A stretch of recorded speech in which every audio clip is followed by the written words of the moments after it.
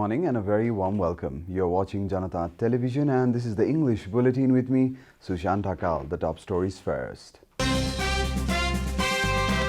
Nepali Congress initiates formal process to form new government, holds a discussion about a new political equation with other parties. President Vidya Devi Bhandari administers a fresh oath to 4 ministers. Newly appointed ministers get 6 months term in office. Government urges people not to gather in groups of more than 25.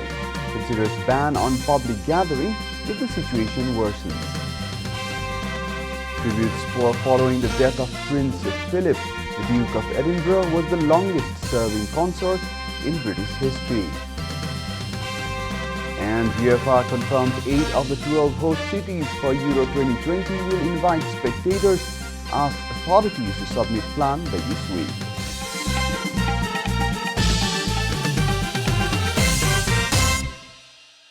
And now the news in detail.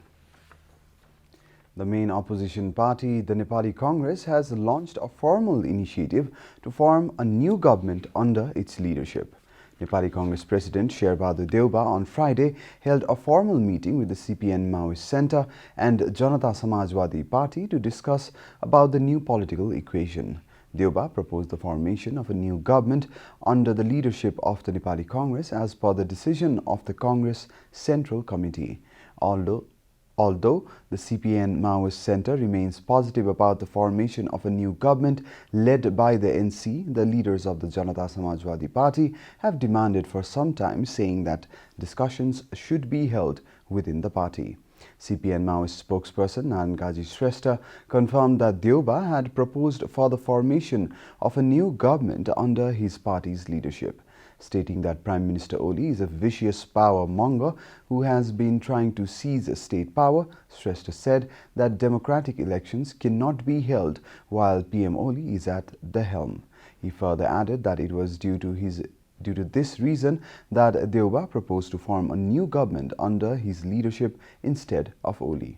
Nepali Congress spokesperson Biswa Prakash Sharma said that the first official meeting held as an initiative for the formation of a new government ended in a positive note. He added that another official meeting with a clear mandate from the GSP leaders was also on the cards. This is the first official meeting after the restoration of the lower house that discussed about formation of a possible new government as an alternate to the government led by PM Oli.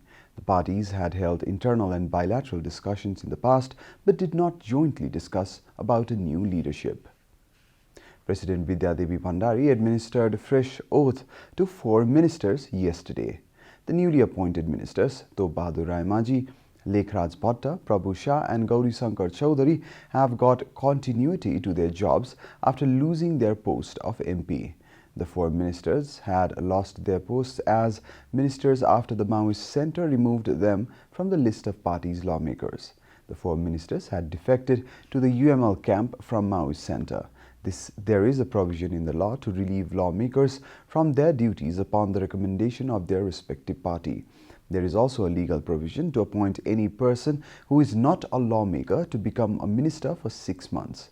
All 4 of them have been appointed as Central Committee members of UML by PM KP Sharma Oli. Prime Minister KP Sharma Oli has said that the risk of COVID-19 infection has increased and urged the public to take precaution. A report.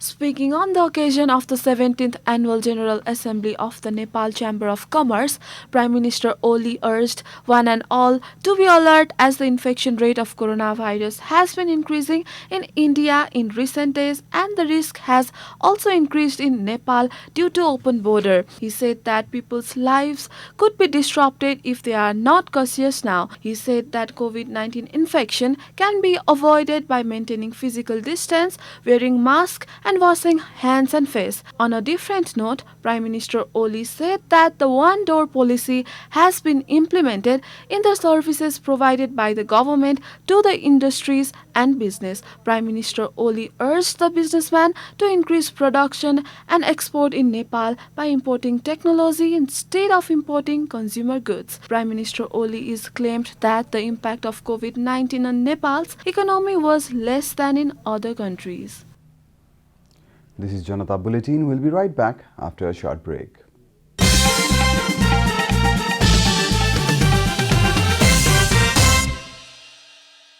Welcome back after the break. We continue with other national news. The government has urged the public not to organize mass gatherings in the wake of the rise in coronavirus cases. The Ministry of Health and Population yesterday urged the people not to gather in groups of more than 25. The ministry noted that there might be a situation in which schools, colleges, cinema halls and public gatherings might have to be banned. Meanwhile, the government yesterday confirmed 288 new cases of coronavirus across the country.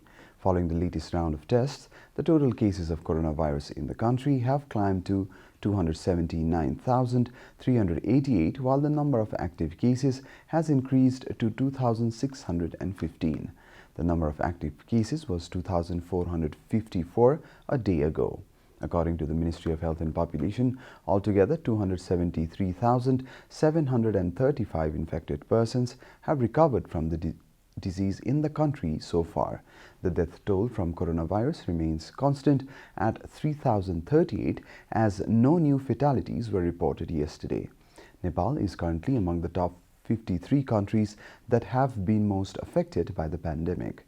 The USA tops the list with over 31.8 million confirmed cases, followed by Brazil with over 13.37 million cases. Coronavirus has infected more than 135.28 million people across the world and claimed 2.92 million lives. And now the news from the economic front.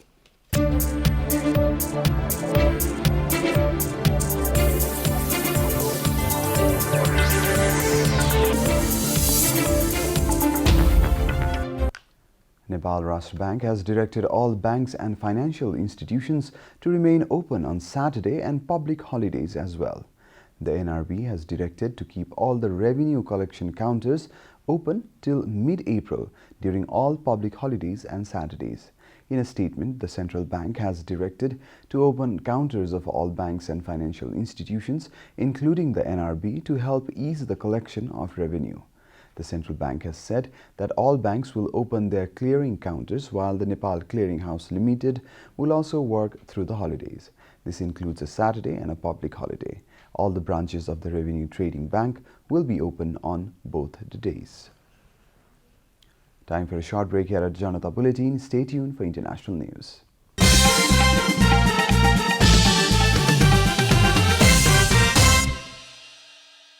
Welcome back, and now the international news.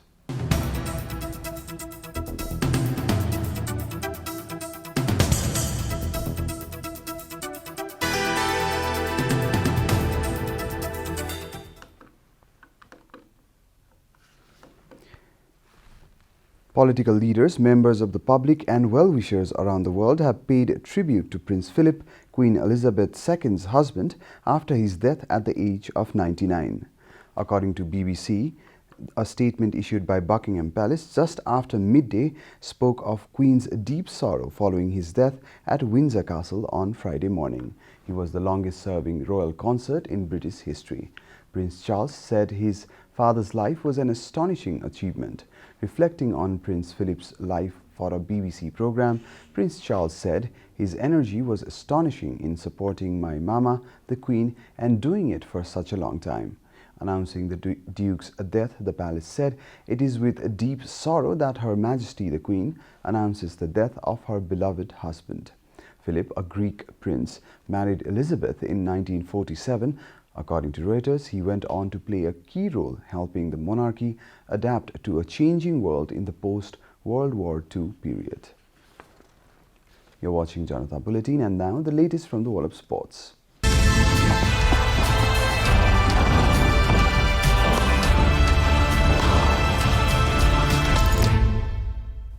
UEFA has confirmed that 8 of the 12 host cities for this summer's Euro 2021 will have spectators attending games. The 4 remaining cities, Munich, Rome, Bilbao and Dublin, have until 19th April to provide additional information on their plans before final decisions are made whether they can host matches. The tournament, delayed a year because of the coronavirus pandemic, will take place between 11th June and 11th July. Host associations had been asked to submit plans to accept fans by 7th April. UEFA wishes to express its appreciation to its member associations and the national and local authorities who are collaborating closely to ensuring the safe return of spectators to the stadium, BBC quoted UEFA statement. London, Glasgow, Dublin, Amsterdam, Copenhagen, St. Petersburg, Bilbao, Munich, Budapest, Baku, Rome and Bucharest are all due to host the tournament's matches. We're at the end of Janata Bulletin and the headlines once again. Nepali Congress initiates formal process to form new government, holds discussion about new political equation with other parties. President Vidya Devi Bhandari administers fresh oath to 4 ministers. Newly appointed ministers get 6 months term in office. Government urges people not to gather in groups of more than 25. Considers ban on public gathering if the situation worsens. Tributes pour following the death of Prince Philip. The Duke of Edinburgh was the longest-serving consort in British history. And UEFA confirms 8 of the 12 host cities for Euro 2020 will invite spectators. Asks authorities to submit plan by this week.